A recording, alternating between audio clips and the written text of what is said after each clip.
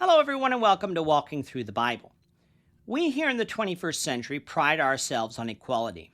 When it comes to gender equality, we believe that men and women should be paid the same thing for the same work.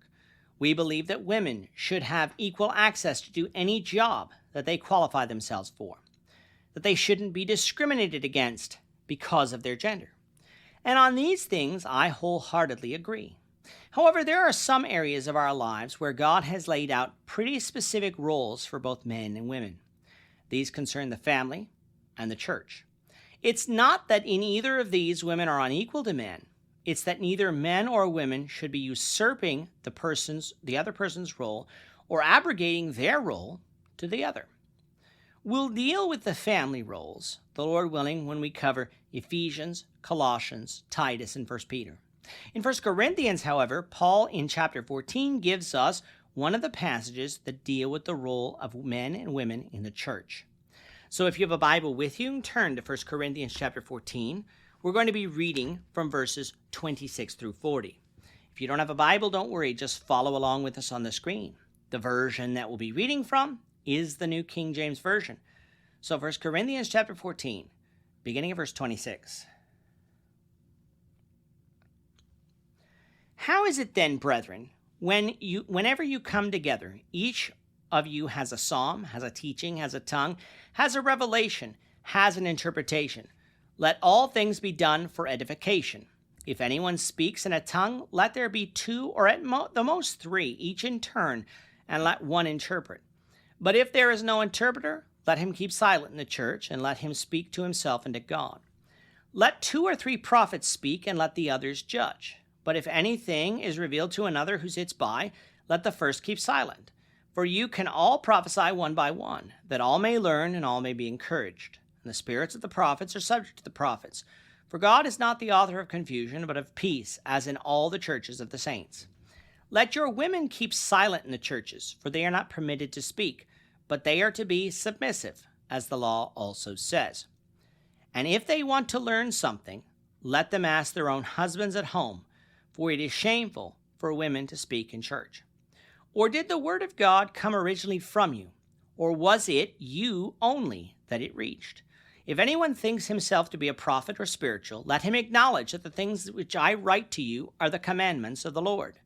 But if anyone is ignorant, let him be ignorant. Therefore, brethren, desire earnestly to prophesy, and do not forbid to speak with tongues. Let all things be done decently and in order. Let's remember the context of this passage, spiritual gifts. The Corinthians desired spiritual gifts, especially the gift of speaking in tongues. In chapter 13, Paul taught them that if they desired spiritual gifts, they should desire it for the right reason, out of love for their brethren in seeking to edify, in love for the unbeliever in seeking to teach them the truth of the gospel, and in love for God in seeking to walk with him by faith. As such, they shouldn't desire the gift of tongues at the expense of prophecy, for the gift of tongues was useless if nobody could understand what was being said, while the gift of prophecy, in their language, was always beneficial to them, for it would allow them to grow in Christ. When they came together as the church, then, all things should be done for edification. People should be able to understand one another, and spiritual growth should be occurring. But such was not occurring in Corinth. Why? Well, we discussed in chapter 11 that when they came together, they weren't partaking of the Lord's Supper properly, and were thus guilty of the body and blood of the Lord, making them spiritually sick. But there was something else going on too. Their assembly was chaotic. We take almost for granted that when we attend the assembly of the church, that there is some order to it. Now, sometimes we can get stuck in a rut when it comes to the order of our service, following the same pattern every week for years on end. But we take for granted that when we arrive, someone will lead in singing, someone will lead in prayer, someone will guide our thoughts around the Lord's Supper, and someone will provide us a message from the gospel. These might be different people or one person, but someone will do this, and it is these things which will be done one at a time. In other words, the entire assembly is involved in the same thing at the same time. We don't have one group in one corner singing, one group in one corner praying, and one group in another corner hearing a sermon. We do all things together. Where we come up with the pattern is right here in 1 Corinthians 14. By the way, just in passing, this chapter in no way condemns having separate Bible classes either on Sunday morning or Wednesday evening. Christians can gather together to study the Bible whenever they choose, as other scriptures clearly teach. However, when we do this, this is not an assembly of the church because we are not all gathered in one place involved in the same thing. 1 Corinthians 14 does teach us that principle. In Corinth, though, disorder seemed to be the order of the day at each assembly. Everyone came to the assembly wanting to lead a psalm, wanting to teach others what they had learned using their gift of the Holy Spirit, wanting to speak in tongues, prophesy, or provide an interpretation. Both men and women wanted to do this, and it led to a scene where it seems that brethren were talking over one another, interrupting one another, possibly taking offense at being interrupted, and nobody being edified.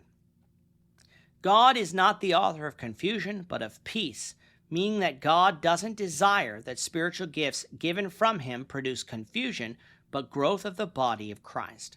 To rectify this, Paul laid out some guidelines. If anyone desires to speak in tongues, great. Let it be by 2 or 3 at most, each taking a turn, and let someone interpret.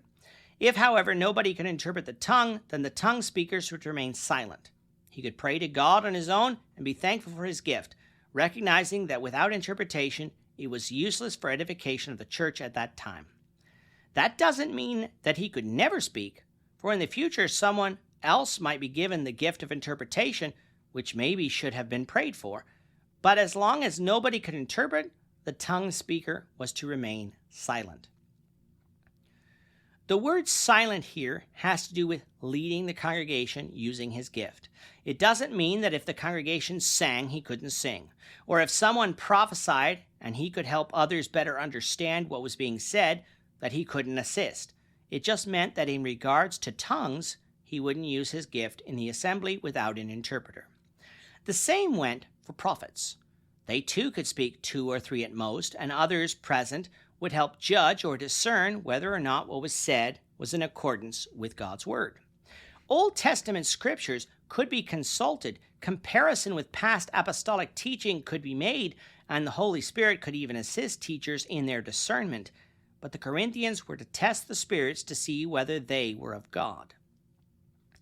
And even though we don't have the gift of prophecy today, we should be comparing what is spoken with the revealed word of God. And if it doesn't match up, we should point that out in the assembly. Not by being rude or disruptive, but in our turn using scripture in order to edify.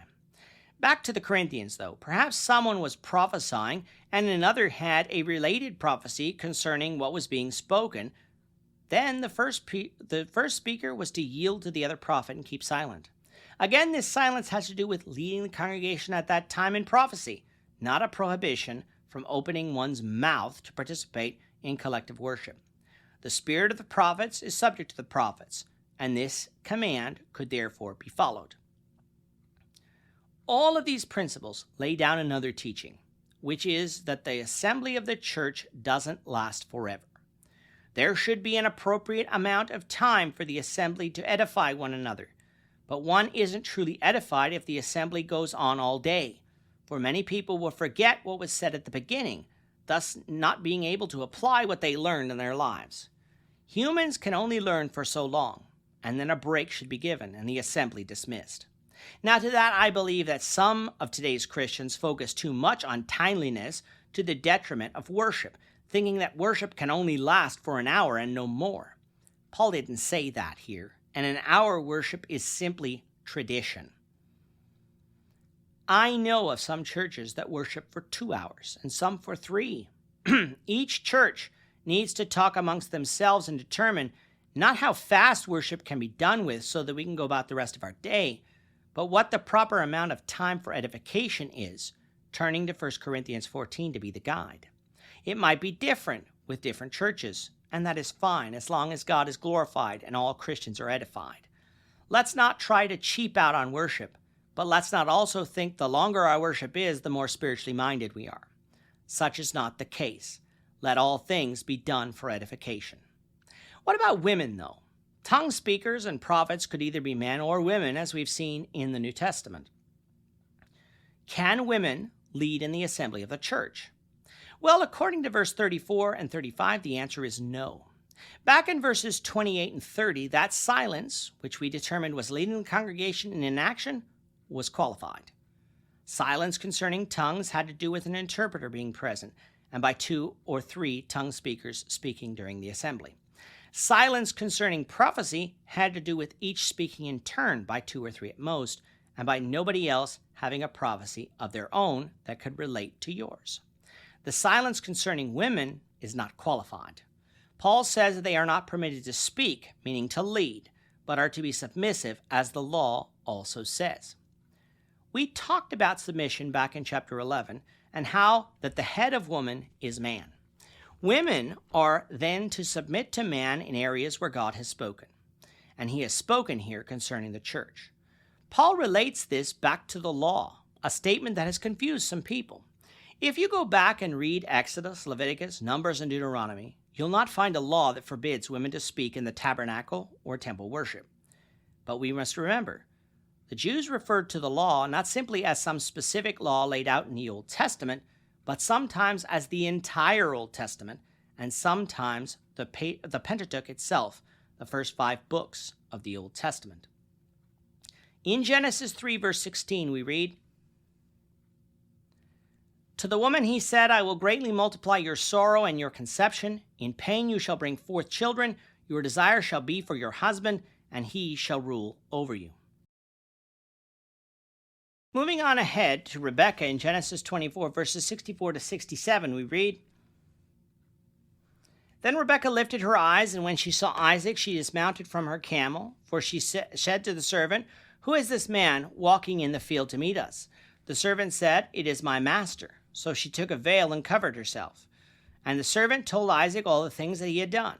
Then Isaac brought her into his mother Sarah's tent, and he took Rebekah, and she became his wife, and he loved her. So Isaac was comforted after his mother's death." In both instances in the law, we see the woman in subjection to the man as it concerned family life. And that was extended to the tabernacle and temple, for even though women served in different capacities, they did not lead the temple worship as priests or prophets. Yes, there were women prophets and even judges, but these women did not lead in the temple worship, nor usurp the authority God gave man. Paul extends that principle by revelation from God to the church.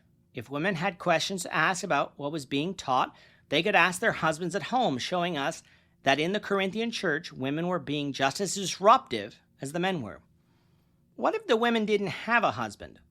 Well, they could ask their father, they could ask the elder, or another Christian. Many of the women at that time were married, which is why Paul worded it this way.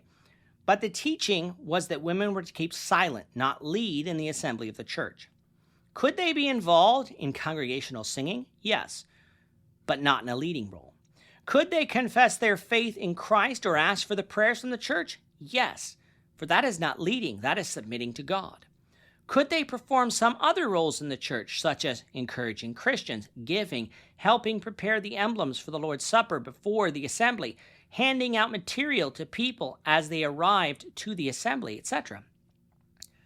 Yes, they could do those things. Those are not leading roles and would be a proper function of the women in the church. Could women teach outside of the assembly setting? Yes, for 1 Corinthians 11 would imply that they did in certain situations while still being in subjection, and Titus 2 will have more to say on that matter as well. These instructions concern the assembly of the church. Men have their role to lead the congregation, and women to be in subjection to God and fulfill whatever role God has given her. Unless we think that these were simply Paul's ideas, Paul reminded the Corinthians that the gospel didn't sound out from them, nor did it only reach them. It sounded out from the Lord through the apostles, of which Paul is an apostle, beginning at Jerusalem. Therefore, they didn't have the right to change the commands of the Lord. And if anyone thinks himself to be spiritual, they need to acknowledge that as an apostle of Jesus Christ, the things which Paul said were the commands of the Lord. Now, I find it interesting that Paul uses that term spiritual here, for earlier in the book, he charged the Corinthians with being carnal and not spiritual.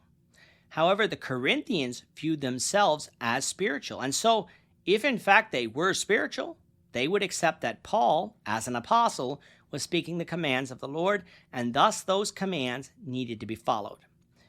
If anyone wanted to remain ignorant of this fact, they can remain willfully ignorant, but that won't change the commands of the Lord. And those commands wouldn't be contradicted by the Spirit of God, whose gifts they possessed and claimed to possess. So, knowing this, the Corinthians were to desire earnestly to prophesy so that they may grow in the truth, but not forbid the speaking in tongues if interpretation could be had, for all gifts, when used properly, were useful for the edification of the body of Christ. In everything, though, all things needed to be done decently and in order. The worship service doesn't need to be this humdrum affair where no emotion is shown. But it is also not to be a party either that turns into a circus. Our assembly should be done for edification, for the purpose of worshiping God the way God wants. That means not trying to blur the lines or outright disregarding the role that God gave men and women in the church, but following them as commands of God. And our assemblies are for growing closer together as the body of Christ in truth. Let's then be the assembly God wants us to be. With that, our time is up for today. The Lord willing, we hope you'll join us for tomorrow's discussion of 1 Corinthians chapter 15, verses 1 to 11, as we continue our walk through the Bible, one verse at a time. We thank you for watching Walking Through the Bible today. If you have any questions or comments, you can leave them below. But if you like this video, we ask that you consider subscribing to our channel so you won't miss out on other videos in our series, as well as share this video among your friends so that the saving message of Jesus Christ can go out to the whole world.